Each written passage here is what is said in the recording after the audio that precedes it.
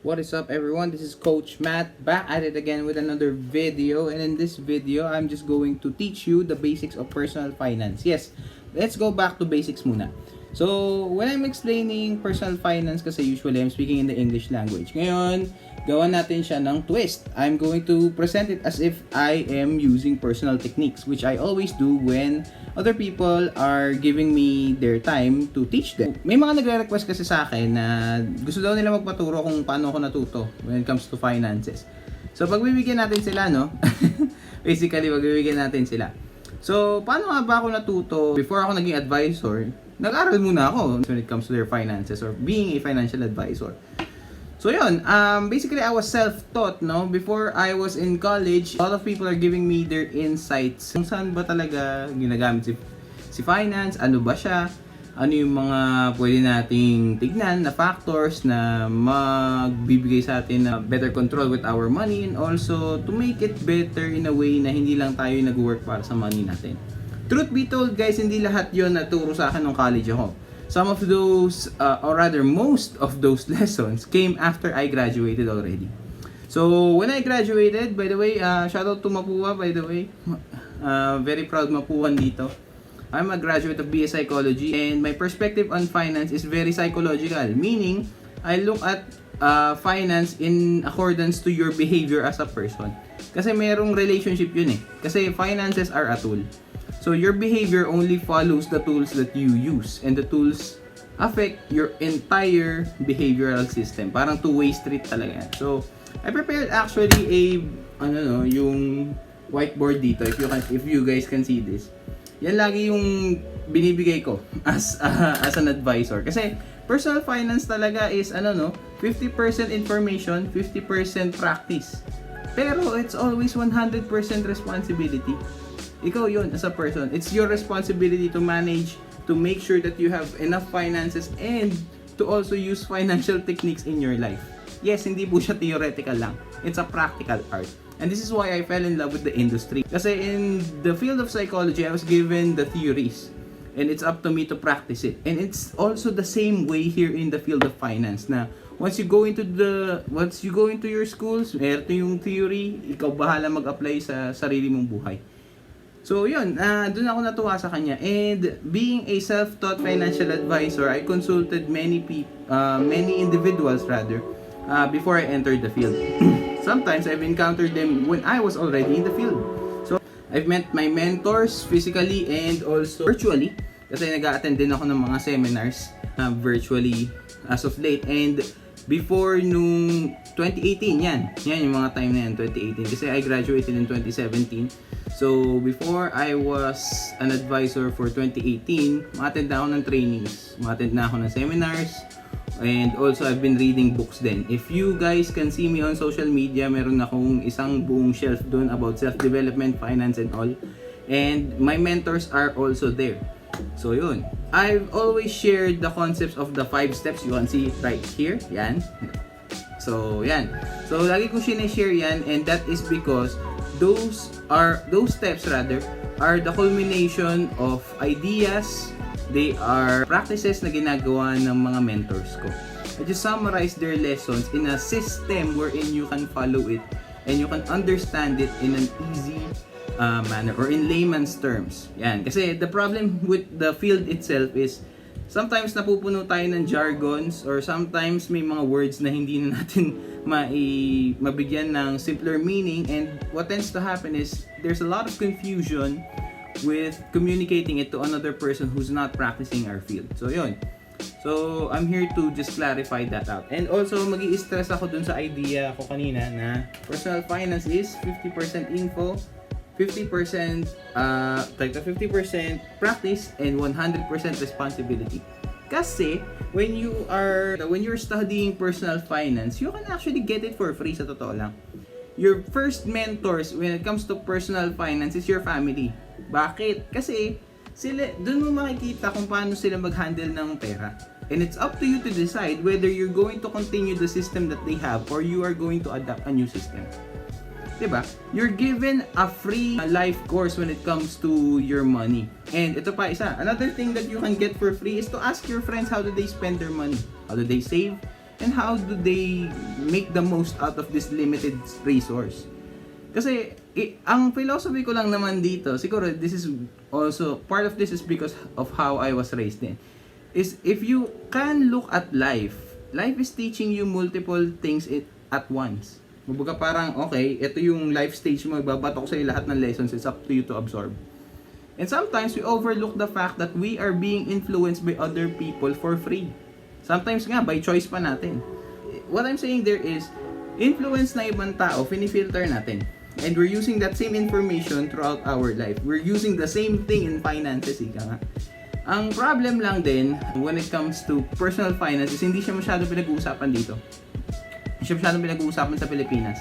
And when you don't know a lot of people who are handling their finances well, the chance is wala kang information. So wala kang ipa-practice. So ano mangyayari sa'yo? You'll become financially ignorant. And that is what we are preventing here as financial advisors. Kaya when I'm talking about personal finance, it's always about an angle of your personal responsibilities and your mindset. Kasi hindi mo naman mapipilit yung tao kung ayaw niya talaga matuto di ba? So you have to first settle kung if you really want to learn, you need to have a mindset of learning. So if open na yung mind mo with the mindset of learning, I can teach you the basic things that you need to know. Yun. And also, you can educate yourself din naman. Kasi watching videos, reading books, all of these things are good, no? Pero what creates results is giving them practice. Ipa-practice mo siya. Yung mga lessons na natutunan mo from other advisors, you need to actually put them in your life. Kaya nga, share ko lagi yung 5 steps Kasi yung idea behind the 5 steps is very practical. But at the same time, it's not ignoring that you have a mindset of responsibility and you have individual social roles. Medyo magulo yun, no? Kasi jargon. So, ito lang, i-explain ko lang sa'yo. Kaya siya personal finance kasi iba-iba ang situation natin per person. Maaring iba circumstances ko, maaring iba circumstances mo. That's why, kapag tayo nag-usap, i-align ko yung circumstances mo sa kung paano ka matututo when it comes to personal finance kasi it's your money. Your money, your decisions, anything goes with your resources. My goal here is for you to maximize the limited resources that you have. The 5 steps will only work if and only if you're going to practice them. And please, ito lang no, do not expect big results kung nagsimula ka. Ngayon, sabihin nagsimula ka 1 week from now, nagsimula kang gumawa or gawin mo ng maayos yung finances mo. Don't expect big results kagad kasi it's gradual. It happens throughout time. So, personal finance really is about you practicing what you've learned. Yun lang yun. Information and practice shouldn't have a fight. Hindi naman dapat information versus practice yan It should be information plus practice. Kasi information and practice, they go hand in hand. Hindi mo pwedeng tanggalin yung isa dyan. Kung wala kang information at practice ka lang ng practice, then you're doing the same thing that may be not for you. Diba? You're missing out on valuable information. And if information ka lang naman ng information and you're not practicing it, then you're being a hypocrite kasi di mo naman ginagawa yung sinasabi mo, diba? So, instead of creating results, what you're just creating is a sphere of information. O sige, marami kang alam pero di mo naman pinractice. So, how are you going to give that solution towards another person? Diba? Mahirap yon. So, the thing here with your money and with everything in personal finance is it's so personal to a point wherein the instruments, the solutions, the investment forms are there. Nandyan yan for you to decide kung gagamitin mo sila or hindi. What matters here is you. Now, the next conversation would be, what methods or what practices are you using? Ano yung ginagawa mong paraan para ma-maximize mo or fully utilize mo yung pera mo or yung limited resources mo? Kasi again, money is limited, diba?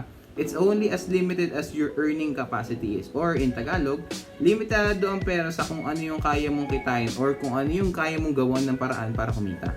Diba? Kasi here's the thing the system is there for us to take advantage of, or the system of finance is already playing its part on your lives, whether it's going to be there na hindi mo na notice or you notice the system pero ini-ignore mo lang yung ano niya, yung effect niya sa'yo. But I'm here to tell you that the best step that you need to take in order for you to truly learn how it is to be or how to handle your money well is one word lang, budget na. It's budgeting. All I'm going to say, moving forward, tulad ng lagi ko sinasabi sa coaching sessions ko, is if we're not going to practice budgeting, everything that I will say in this conversation and in the conversations moving forward will be nonsense. It gives you the discipline. It gives you the drive to do things and to maximize your resources. I'm going to show you how. Hold on. And natutuwa din ako na gumawa ako ng calculator actually. If you guys can see it in my channel or sige, i-feature ko na lang dito. Ito yung screenshot. Yan. So, yung video na yan, guys, yan yung isa sa mga videos ko na hinighlight ko yung calculator. And apologies, no, dahil medyo Taglish yan, yung ano na yan, yung video na yan, or it's either Taglish or pure English. I'm not so sure what it is. Kasi ang tagal ko na rin in-upload yan. But the best way for you to actually use that is to watch the video or to contact me in paturo ka kung paano, di ba? Free lang naman yun. So, go. Yan. So, budgeting and discipline are actually direct correlates. Meaning, kung meron kang budget, it's also teaching you discipline. Kasi, why do I say that? Because, most of you who are watching this right now, or statistically speaking, most of you might be employees, most of you might be students. What I'm going to tell you is very simple. If you have something or a visual cue, meron kang something na nakikita every single day, it actually influences your behavior, it influences your thinking. Therefore, if you have a budget list, something that you can see every day, whether you're on your phone, tablet, or whatever, you're actually commanding yourself na, okay, ito lang yung listahan ko, ito yung responsibilities ko. And by the way, budgeting also requires yung responsibilities mo sa bahay. Responsibilities. Again, this will make sense if you watch the Untitled. So make sense if you watch the F&A calculator that I have as a content sa channel ko. So yun. So it teaches you responsibilities. It gives you the right steps, or hindi, kung di man the right steps, the right idea to what to prioritize. Kasi here in the Philippines, ang nagiging common system natin is ito, yung rat cycle, yung bayad bills, tapos whatever happens, di ba?